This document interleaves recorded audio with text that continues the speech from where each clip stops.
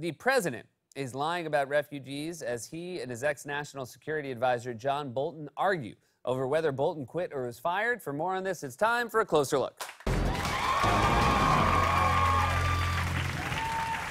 As we've established before, Trump's entire political career has been built on racist conspiracy theories about immigrants and people of color. Today, for example, it was reported that the Trump administration won't give temporary protective status to people from the Bahamas who fled Hurricane Dorian.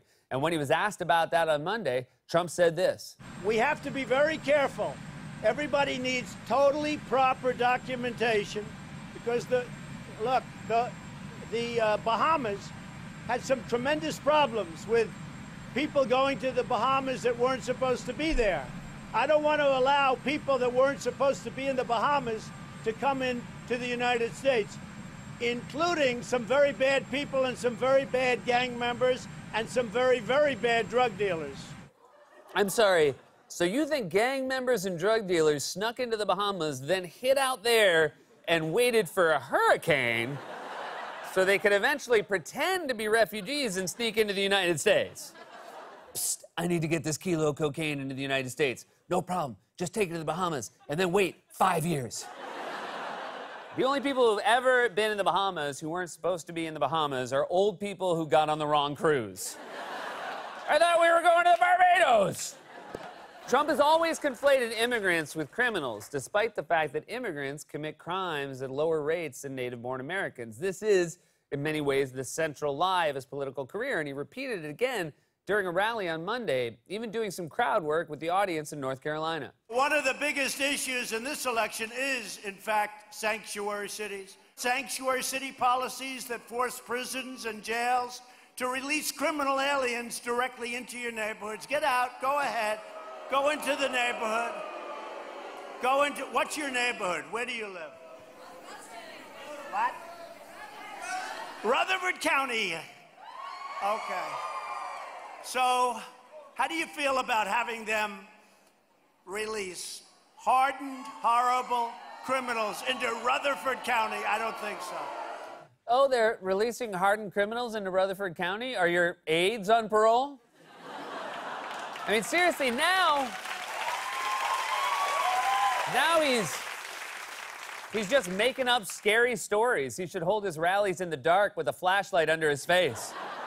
It's like a racist Stephen King. Where do you live, Maine? How would you like it if they released clowns into your sewers that bit your arms off? In fact, Trump seems to be getting more into crowd work at his rallies because after he asked people if they'd be cool with fictional criminals rampaging through their streets, he polled the audience on a very complex, esoteric policy question, a question that has vexed and bedeviled academics for centuries, a question of such import that it could very well define Trump's presidency and this country for decades to come.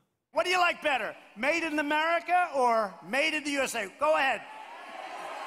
Wait, ready? We'll go made in America, then made in the USA. What do you like better, made in America?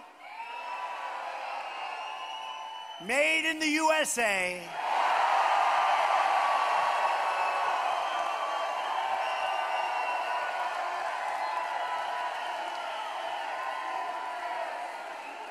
Okay.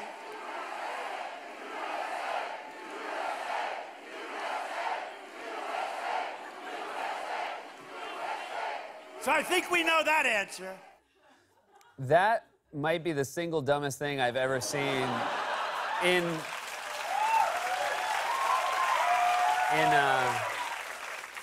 dumbest thing I've ever seen in any arena, and I'm including the time the Toronto Raptors mascot tried to skate down the stairs and fell flat on his face. And honestly, if at any point this closer look bums you out, just Google mascot fails. It's a lot of fun. In fact, at the end of this segment, when it's time for me to do my little wrap-up summarizing how bad everything is, we're just gonna put some mascot fails over my shoulder to keep you entertained. Before we do that clip right there really feels like Trump in a nutshell. False, performative patriotism, pretending he's making decisions when all he really cares about is branding himself. Before that rally, he was probably up all night trying to crack that one like Mozart writing a symphony. Made in America? No. Made in the United States? No. Made in the US of A? Damn it, Donald, you can do this. And the same empty symbolism is the hallmark of Trump's foreign policy. During the campaign, he lied and said he'd been against the Iraq war from the beginning, but also called himself the most militaristic person ever and proclaimed his support for a bunch of war crimes, including torture, taking Iraq's oil, and killing the families of terrorists. And of course, he famously said his main advisor on foreign policy was himself, and that he got all his ideas from watching television. Who do you talk to for military advice right now? Well, I watch the shows. I mean, I really see a lot of great, you know, when you watch your show and all of the other shows, and you have the generals, and you have certain people that. But is there like. somebody? Is there a go-to for you? You know, probably there are two every or three. presidential candidate has a go-to. Probably there are 2 or 3. Since we have some dire foreign policy issues percolating around the world right now, who are you consulting with consistently so that you're ready on day one? I'm speaking with myself, number one, because I have a very good brain and I've said a lot of things. Oh my God, I have a very good brain, and I've said a lot of things. It sounds like they translated rap lyrics into Japanese and then back into English with outdated software. That sounds like a tape recording a psychological profile would play during a trial where the defendant is pleading insanity. I heard the defendant having a conversation in his cell, and I asked him who he was speaking with, and he said this. I'm speaking with myself, number one, because I have a very good brain and I've said a lot of things. Defendant is legally insane. Court adjourned.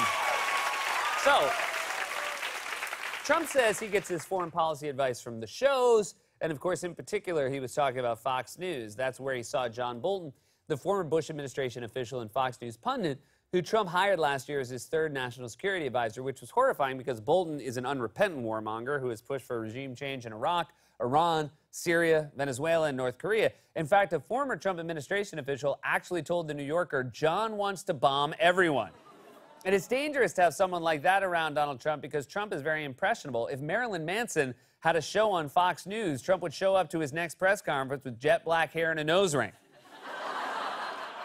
It was always terrifying knowing that an extremist neocon like Bolton had the ear of an impressionable president who had no idea what he was doing and who took his advice from TV pundits. The relationship was always weird, and yesterday it came to an end when Trump fired Bolton, or maybe Bolton quit. We don't really know because, as usual, it happened in the most chaotic way possible, with Trump tweeting about it and Bolton texting reporters while they were live on the air reporting on his firing. Trump announced he'd fired Bolton this morning on Twitter, writing, quote, I informed John Bolton last night that his services are no longer needed at the White House. We're just hearing from Peter Baker that John Bolton has texted him as well, saying that he offered to resign and resigned today.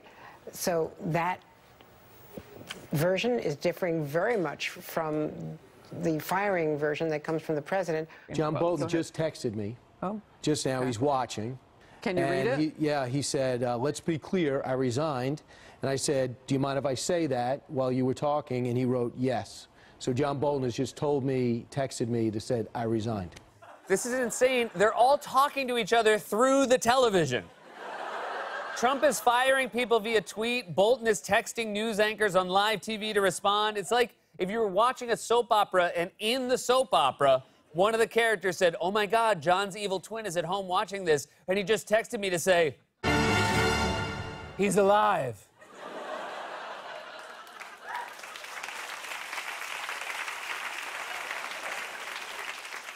Today, during a meeting in the Oval Office, Trump was asked about his decision to fire Bolton and tried simultaneously to criticize Bolton for his extremist views while also insisting that he was tougher than Bolton.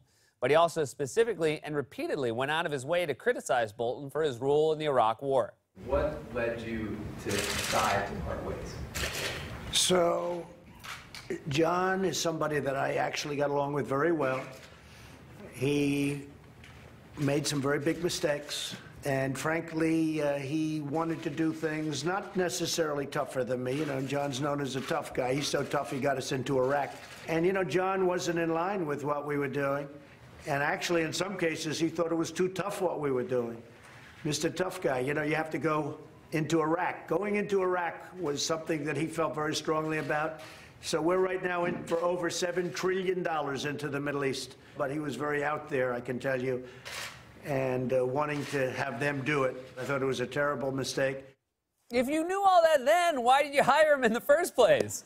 This is like firing someone for embezzlement when they had embezzlement under special skills on their resume. Now, again, it's absolutely a good thing that an extremist warmonger like Bolton is gone, but it's also bad that he was even hired in the first place. So where does this leave us as a nation? Allow me to summarize. Cue the mascot falls. John Bolton is an unrepentant warmonger who was hired by a president who has no consistent worldview when it comes to foreign policy or anything for that matter. All he has are the racist conspiracy theories he concocts in his rotting brain and the paranoid right-wing media apparatus that feeds him those theories and then disseminates them to his base. Having Bolton in the White House was a nightmare, but it's just as terrifying to imagine who Trump might hire next. I mean, who knows? If all he does is hire people he sees on TV, he might as well go ahead and pick this guy. This has been a closer look.